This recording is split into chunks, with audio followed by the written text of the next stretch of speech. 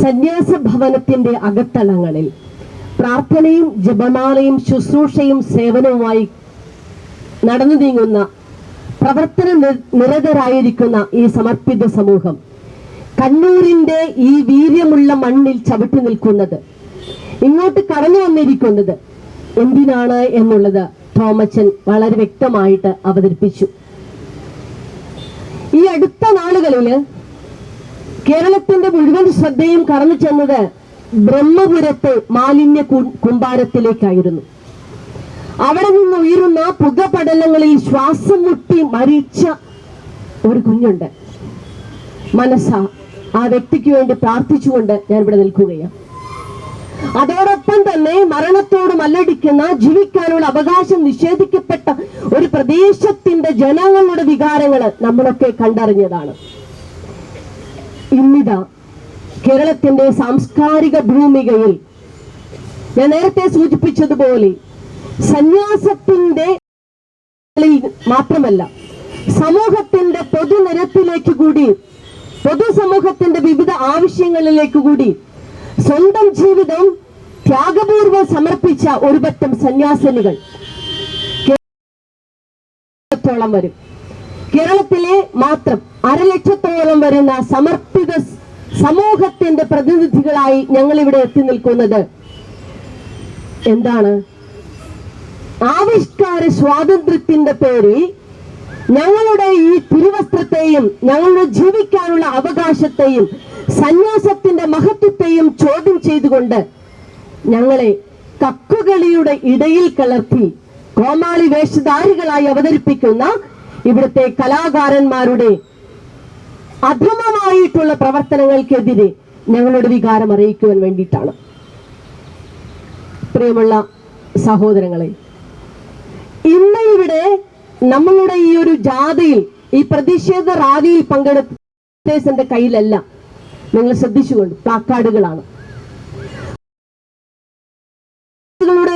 ഞങ്ങളുടെ കയ്യിൽ എപ്പോഴും ഉള്ളത് എന്താണ്?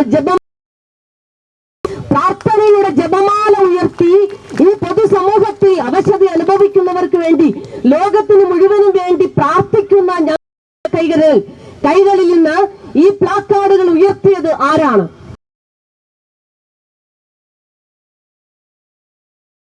ഇതിലേക്ക് വലിച്ചിഴക്കപ്പെടുകയാണ്, ഞങ്ങൾ നിർബന്ധിതരാകുകയാണ്. കാരണം ഇന്ന് ചോദ്യം ചെയ്യപ്പെട്ട വല്ലാത്തൊരു ചിന്തയാണ്. എന്താണ് സമർപ്പിതർ ഈ പൊതുസമൂഹത്തോട് ചെയ്ത തെറ്റ്? ഞങ്ങളുടെ ഓരോരുത്തരുടെയും സന്യാസ സമൂഹം തുടങ്ങി വെച്ച ഹൃദയ വികാരങ്ങളെ, അവരുടെ ചിന്തകളെ, അവരുടെ ദർശനങ്ങളെ ഈ സമൂഹത്തിന്റെ വേദനിക്കുന്ന മനുഷ്യരിലേക്ക് തിരിച്ചു വെച്ചപ്പോൾ, ആ മനുഷ്യരുടെ നൊമ്പരങ്ങൾ അവരുടെ ഹൃദയ നൊമ്പരമായി മാറിയപ്പോൾ, അന്ന് ചെയ്ത് കടന്നുപോയ ക്രിസ്തുവിന്റെ രോഗി ശുശ്രൂഷയുടെ പഠനത്തിന്റെ, പ്രബോധനത്തിന്റെ, ശുശ്രൂഷയുടെ വിവിധ തലങ്ങൾ ഈ സമൂഹത്തിൽ കാലത്തിന്റെ അവസാന സന്യാസ സമൂഹങ്ങളിലൂടെ ഈ പൊതുസമൂഹത്തിൽ ഇന്ന് നടപ്പിലാക്കിക്കൊണ്ടിരിക്കുന്നത്.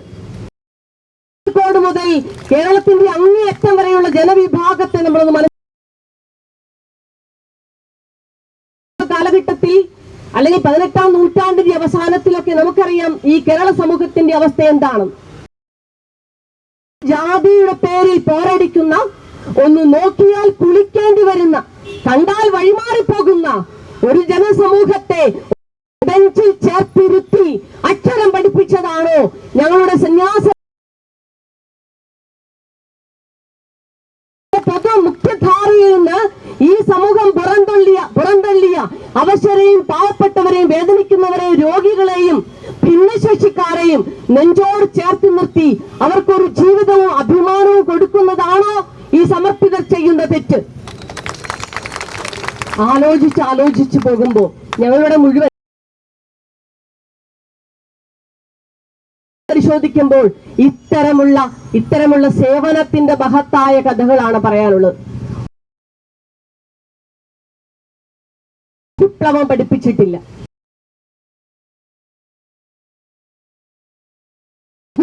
ഒന്നിന് പകരം 2 കൊലയെന്നോ ഞങ്ങൾ പഠിപ്പിച്ചിട്ടില്ല. പിന്നെ പഠിപ്പിച്ചിട്ടുള്ളത് എന്താണ്? ആദരിക്കാനും ബഹുമാനിക്കാനും സർവരെയും ചേർത്ത് നിർത്താനുമുള്ള ഞങ്ങളുടെ ക്രിസ്തുവിന്റെ സ്നേഹ സന്ദേശമാണ് കൈമാറിയിട്ടുള്ളത്. അതോടൊപ്പം തന്നെ സംസ്കാര ബോധവും പഠിപ്പിച്ചവരാണ് ഇവിടെ ജോലി ചെയ്യുന്ന, ഇവിടെ ശുശ്രൂഷ ചെയ്യുന്ന കഴിഞ്ഞു. ഞാൻ സാലറി വാങ്ങുന്ന ആളാണ്. ഞങ്ങൾക്ക് ഒരു പക്ഷേ ഈ 5 ലക്ഷത്തോളം വരുന്ന സന്യാസ ഭവനങ്ങളില്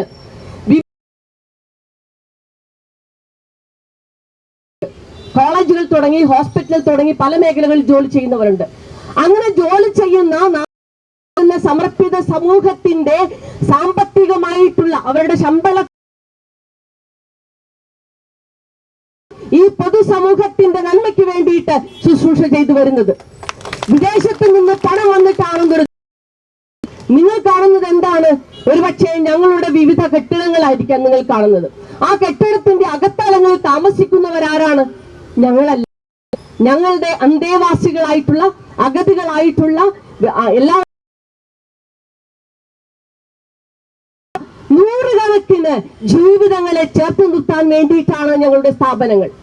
ഞങ്ങളുടെ സ്ഥാപനങ്ങളെ നോക്കി, ഞങ്ങളുടെ കെട്ടുറപ്പിനെ നോക്കിയിട്ട് ഞങ്ങളൊക്കെ സുഖിമാന്മാരാണ് എഴുതാൻ പാടില്ല എന്നുള്ളതാണ്. ഈ പ്രിയപ്പെട്ട മാധ്യമങ്ങളുടെ എല്ലാ ഇപ്പോൾ എന്റെ നേരെയാണ് വാസ്തവത്തിൽ തിരിച്ചിരിക്കുന്നത്. നമുക്കറിയാം, ഇത്തരത്തിൽ ഓരോ കലാകാരന്മാരും അല്ലെങ്കിൽ മാധ്യമ പ്രവർത്തകരും ഇന്ന് തിരിച്ചു വെച്ചിരിക്കുന്നത് എങ്ങോട്ടാ? എനിക്ക് തോന്നുന്നു മഠങ്ങളുടെ ഘട്ടമായിട്ട് മഠങ്ങൾക്കുള്ളിൽ നടക്കുന്ന കാര്യങ്ങൾ എന്തൊക്കെയാണെന്ന് ദുർവ്യാഖ്യാനം ചെയ്തുകൊണ്ട് ജീവിതത്തെ അവഹേളിക്കുന്ന വിധത്തിലുള്ള രീതികൾ ഇവിടെ അരങ്ങേറുമ്പോൾ, പ്രിയപ്പെട്ട സഹോദരന്മാരെ, നിങ്ങളുടെ ക്യാമറ കണ്ണുകള് ഈ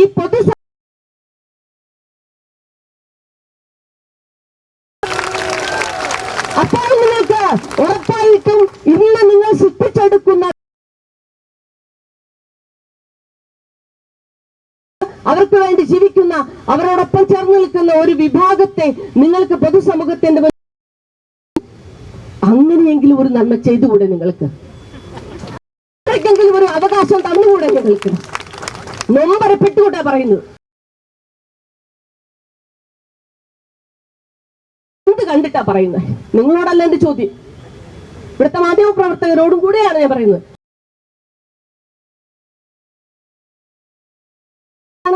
സത്യത്തെ അവതരിപ്പിക്കാനല്ലേ വാസ്തവത്തിൽ മാധ്യമ പ്രവർത്തകര്? കല എന്ന് പറയുന്നത് സത്യമല്ലേ? അപ്പോൾ അങ്ങനെയെങ്കിൽ കല സത്യമാണെങ്കിൽ, കല ആനന്ദമാണ് നൽകുന്നതെങ്കിൽ, ശരിക്കും നിങ്ങൾക്ക് വിഷയങ്ങളുണ്ട്, നല്ല വിഷയങ്ങളുണ്ട്. ഓരോ സന്യാസ നിങ്ങൾക്ക് ഇവിടെ കാണുന്നുണ്ട്. ഞങ്ങൾ വിവിധ വേഷത്തിലാണ്. ഈ വസ്ത്രം, ഈ സന്യാസ വസ്ത്രം ഞങ്ങളുടെ മഹത്വത്തിന്റെ അടയാളമാണ്. ഇത് ജീവിതം കൊടുത്ത് വാങ്ങിച്ച കാര്യമാണ്. ജീവിതം കൊടുത്ത് വാങ്ങിച്ച ഈ സന്യാസ വസ്ത്രത്തെയാണ് വിട്ടുവേഷം കെട്ടിച്ച് കക്കുകളി എന്ന് പറയുന്ന നാടകത്തിലൂടെ ഈ പൊതുസമൂഹ. അതുകൊണ്ടാണ് ഞാൻ നേരത്തെ പ്രിയപ്പെട്ട സഹോദരന്മാരോട് പറയുന്നത്, നിങ്ങളുടെ മാധ്യമ പ്രവർത്തനങ്ങൾക്കിടയിൽ നിങ്ങൾ ഒരു തവണയെങ്കിലും ഞാൻ പറയുന്നുള്ളൂ, ഞങ്ങളുടെ സന്യാസ ഭവന, അപ്പോൾ നിങ്ങൾക്ക് കിട്ടും ഈ സമൂഹത്തിൽ നന്മയുടെ ചിത്രങ്ങൾ അവതരിപ്പിക്കാൻ ഇഷ്ടംപോലെ ജീവിതങ്ങൾ.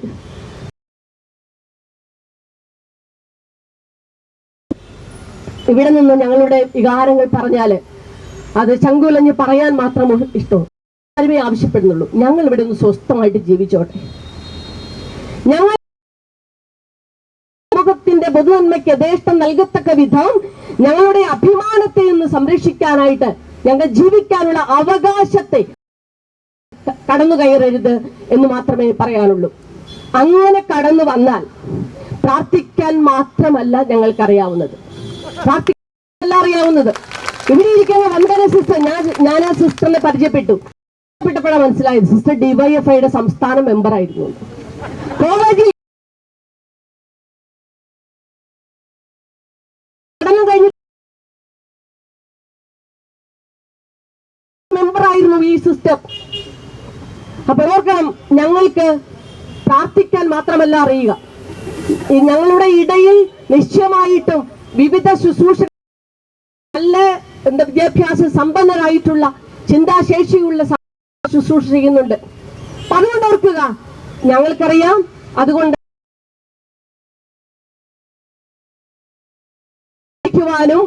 വേദികളിലേക്ക് പറഞ്ഞയക്കാനും അല്ലെങ്കിൽ അധികാര കസേരകളുടെ മുൻഭാഗത്തേക്ക് അവകാശത്തിന് വേണ്ടി ശബ്ദമിടാനും ഞങ്ങളെ ഇറക്കിക്കൊണ്ടുവരരുത്. കാര്യം ഓർക്കുക, ബഹുമാനപ്പെട്ട മുഖ്യമന്ത്രിയുടെ